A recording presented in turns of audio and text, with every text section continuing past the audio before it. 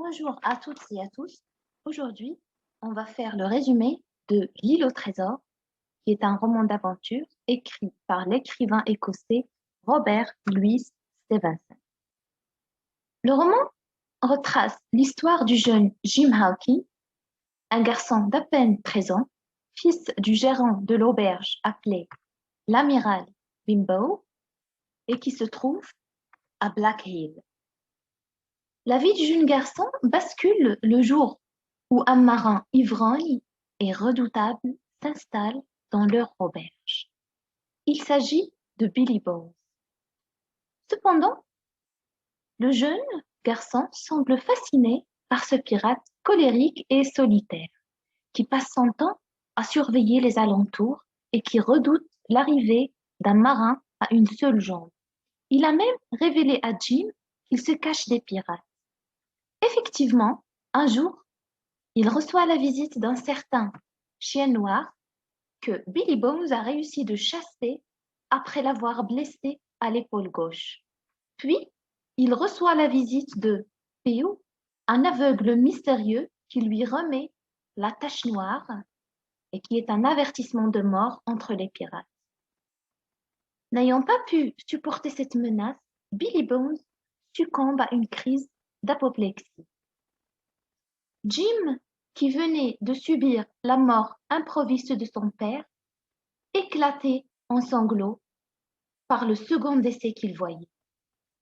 Et il a décidé par la suite, avec sa mère, d'ouvrir le coffre de Billy Bones et découvre alors une carte indiquant la cachette d'un trésor que le fameux pirate Flint a enfui dans une île déserte avant qu'il ne meure, sans livrer son secret à quiconque.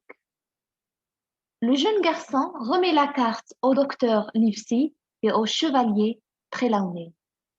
Les amis se lancent alors dans une fabuleuse aventure vers l'île au trésor, à bord d'une goélette.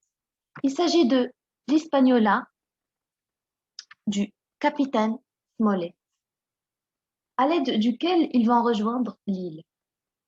Toutefois, le chevalier est un homme bavard, ce qui a eu des conséquences sur ce voyage, car tout le monde était au courant du trésor convoité.